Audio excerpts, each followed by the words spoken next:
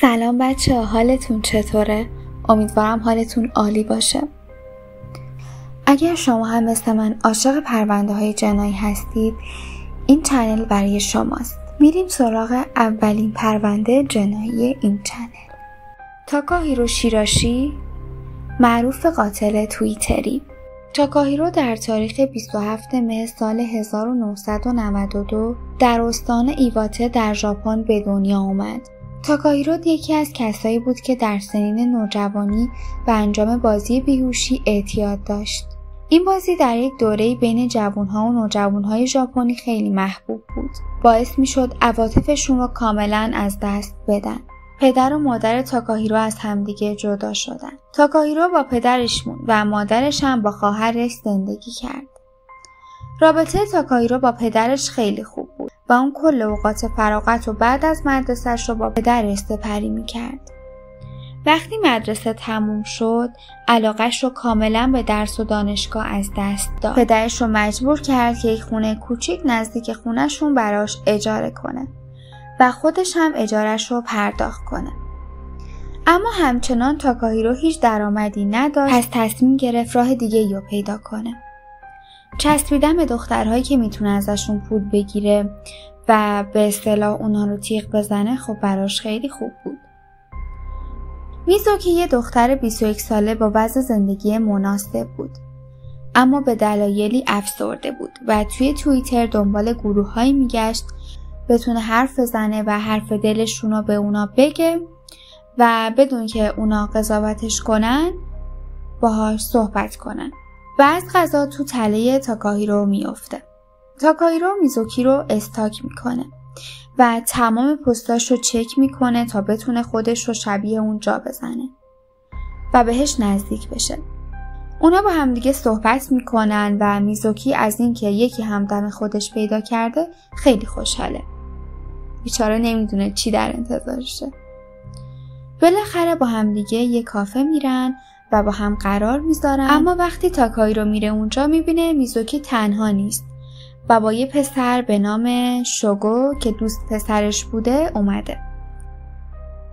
تاکاهیرو به میزوکی میگه که وضع زندگیش با خانواده‌اش خیلی بد شده و باید ازشون جدا بشه و یه خونه بگیره، در حالی که همین الانش هم یه خونه داشت و پدرش داشت اجاره‌شو میداد و اصلاً اینجوری نبود که داشت میگفت.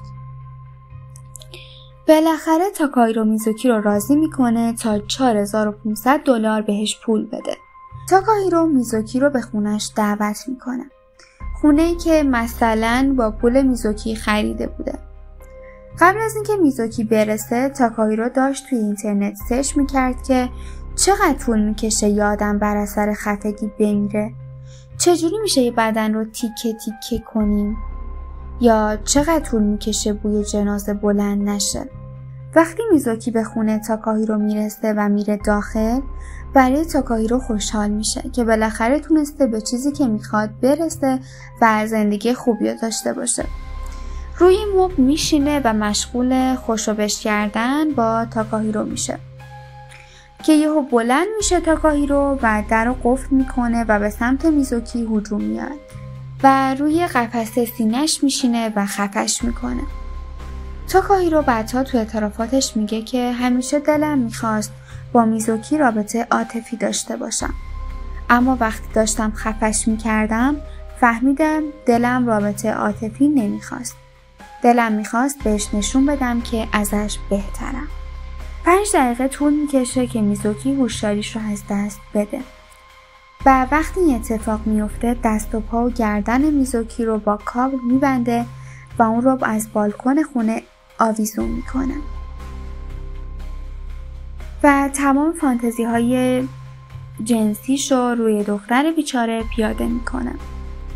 در اون لحظه میزوکی نیمه هوشیار بوده، اما کابل دور گردنش نمیذاشت که اکسیژن به مغزش برسه و اون رو به مرگ نزدیک و نزدیکتر میکرد. وقتی کار تاکاهیرو با میزوکی تموم میشه، روبروش میشینه و جون دادنش رو تماشا میکنه. اون میگفت وقتی مرگ میزوکی رو تماشا کردم متوجه شدم که واقعا چی از زندگی میخوام و صدای ناله‌های در حال مرگ اون زیباترین چیزی بوده که شنیده و این صحنه به قدری قشنگ بوده که میخواسته 1000 بار تکرارش کنه. تقریباً 30 دقیقه طول میکشه تا میزوکی تو همون حالت کاملاً جونش رو از دست بده. تاکاهیرو سریع دست به کار میشه و طبق تحقیقات مفصلی که کرده بوده اگر سریع کار نمیکرده بوی جنازه بلند میشده و همسایه‌ها بهش مشکوک میشدن. اون تصمیم میگیره اول سر میزوکی رو جدا کنه و به گفته خودش وقتی سرش رو جدا کرد مثل نوشابه‌ای بوده که وقتی تکونش میدی درش رو باز میکنی ازش خون میاد و بعد از خالی کردن خون بدنش شروع به تیکه تیکه کردنش میکنه و هر تیکه ایش رو که میبریده رو توی وان حموم مینداخته و به گفته خودش این موضوع خیلی براش سخت بوده و فشار روانی خیلی زیادی بهش اومده و با ترس و لرز این کار رو انجام داده. اما در کنارش از این فرآیند لذت میبرده و تنها چیزی که آزارش میداده بوی تند جنازه بوده و تمام روش‌های ممکن که از توی اینترنت پیدا کرده بوده مثل چرم، خاک گربه، پشم سگ و گربه و خیلی چیزای دیگه که پیدا کرده بوده رو امتحان کرد اما هیچ کدوم جوابی بهش نداده و در آخر مجبور میشه تیک‌های گوشت میزوکی رو که از استخون جدا کرده بوده مثل آشغال داخل کیسه بذاره و توی سطح زباله بندازه. استخون‌ها رو هم خورد کرده و با ادویه مثل غذا پختتشون تا رد بو رو بپوشونه و بعد سر استخون باقی مونده‌ش رو گذاشته توی جعبه‌ای که آماده کرده بوده و روش رو با پشم و خاک گربه پوشونده و کنار مبل خونش گذاشت. کشتن و تیکه تیکه کردن و حتی خوابیدن کنار سر داخل جعبه هیچ کدوم آزارش نمیداده و برعکس از انجام این کارهایی که کرده لذت می‌برده و فقط یکم از بوش اذیت می‌شده، فقط یکم. کلی اتفاقا توی 2 روز زمان میبره و به گفته تاکاهیرو کاملا ارزشش رو داشته. چقدر آدم میتونه عوضی باشه که همچین حرفی رو بعد از اینکه این کارا رو انجام بده بگه. بعد از اون تاکاهیرو نمیتونسته به چیز دیگه‌ای به غیر از رابطه با بدن نیمه جون میزوکی فکر کنه. رابطه عادی براش مسخره به نظر می اومده و همین باعث میشه دلش بیشتر بخواد که این کار رو بکنه. واقعا متاسفم. حالا که میدونست از زندگی چی میخواد برنامه ریزی میکنه و حساب شده عمل میکنه. یک اکانت به اسم هانینگینگ پرو اگه اشتباه نکنم درست میکنه که میگفت اگه برای رهایی از رنج و غمتون به کمک احتیاج داشتید با من تماس بگیرید. واقعا متاسفم. و یک اکانت دیگه‌ش هم که قبلا داشته باهاش تظاهر میکرده که افسردگی داره برای آدمای افسرده دوست و سنگ صبور بوده.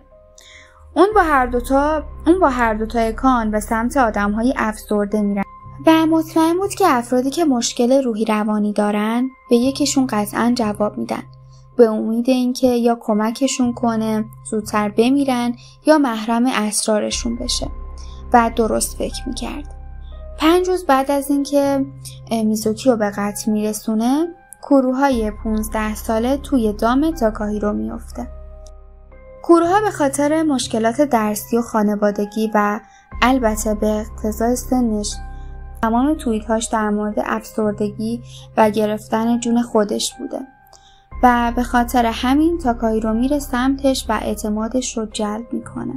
باهاش توی ایستگاه مترو که 2 کیلومتر با خونش فاصله داشته قرار میذاره و قبلش ازش میخواد که برای خانواده‌اش یه یادداشت بذاره که داره میره جایی و اونا دیگه دنبالش نگردن. توجیهش هم این بوده که میخواد ببینه خانواده‌اش واقعا دوستش دارن یا نه. کوروها روحش هم خبر نداشته که لحظات آخر عمرشه و اونا به خونه تاکاهیرو میرن و اون نوشیدنی که از قبل مسموم کرده بوده رو بهش میده و تظاهر میکنه که داره به درد و دلاش گوش میده، در حالی که منتظر نوشیدنی اثر کنه تا به هدف پلیدش برسه. بیهوش میشه، بهش تجه میکنه. من دیگه کامل بهتون نمیگم، دیگه خودتون میدونید. بهش تجه میکنه و اون رو توی بالکن آویزون میکنه و دقیقاً همون بلایی که سر میزوکی بیچاره میاره سر اینم میاره و یه جعبه دیگه کنار جعبه میزوکی اضافه میکنه. بلافاصله بعد از قتل کوروها دنبال قربانی بعدی میگرده. انگار هر چی پیش میره تشنه تر میشده برای این کار. و در همین حین تلفنش زنگ میخوره و قربانی از راه میرسه. شوگو دوست پسر میزوکی بهش زنگ میزنه و در مورد میزوکی ازش سوال میکنه. تاکاهیرو هم بهش میگه که میزوکی اینجاست و نمیخواد کسی رو ببینه، اما به کسی چیزی نگو چون میزوکی ناراحت میشه که ای کاش به کسی میگفت. تاکاهیرو حسابی استرس گرفته بود چون شوگو هم یه پسر بود و مسلماً زورش بیشتر بود. نمیدونست واقعاً از پسش برمیاد یا نه، ولی میدونست که باید از شر شوگو خلاص بشه چون اون تنها کسی بود که از رابطه تاکاهیرو و میزوکی خبر داشت و حالا هم که بهش شک کرده بود. بلافاصله بعد از اینکه شوگو وارد خونه میشه، تاکاهیرو از پشت گردنش رو میگیره و با تمام زورش فشار میده تا وقتی که شوگو از حال بره. این کار براش سخت بود چون دیگه زورش داشت تموم میشد و اگه شوگو یکم دیگه تقلا میکرد همه چی عوض میشد.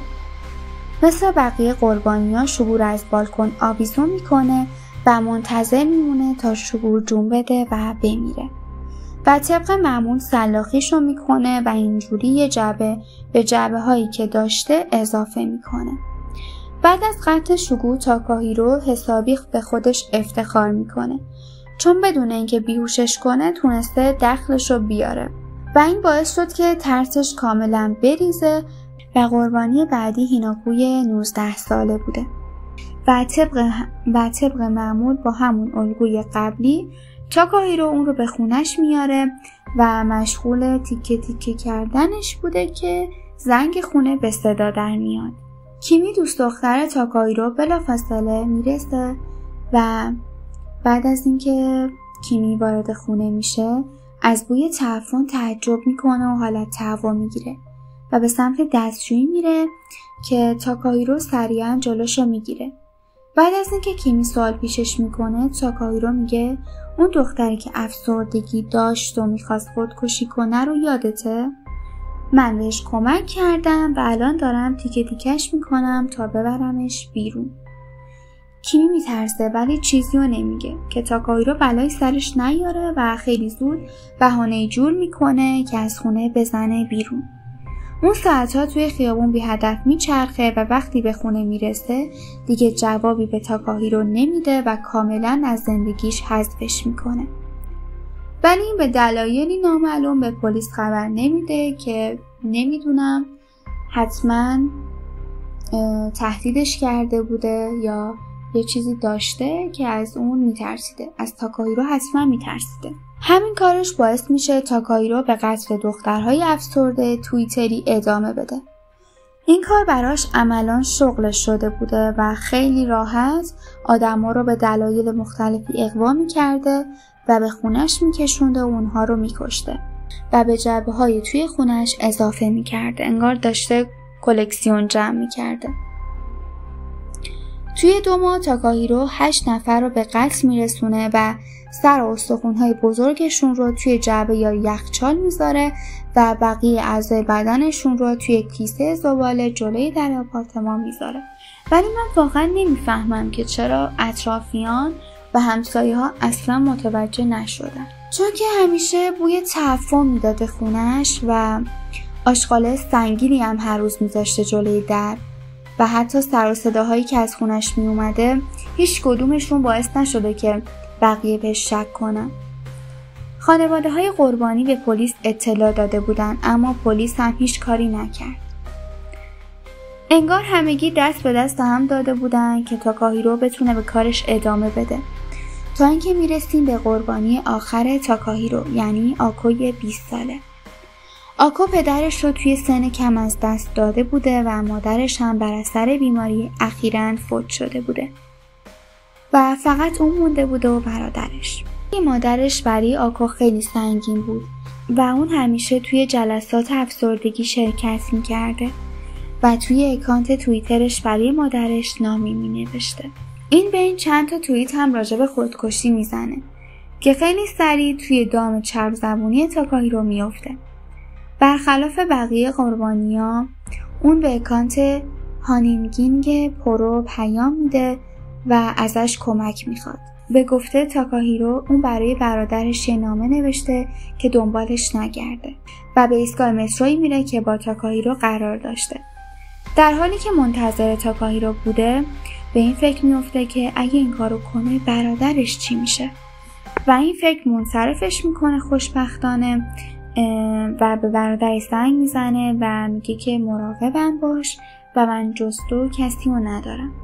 وقتی داداشش ازش میپرسه که کجاست و آکو میگه که با کسی قرار داره و زودتر برمیگرده خونه، اما خبر نداشت که واقعا دیگه هیچ وقت نمیتونه برگرده خونه. وقتی تاکاهیرو رو دید بهش گفت منصرف شده و تاکاهیرو هم مثلا خوشحال شد.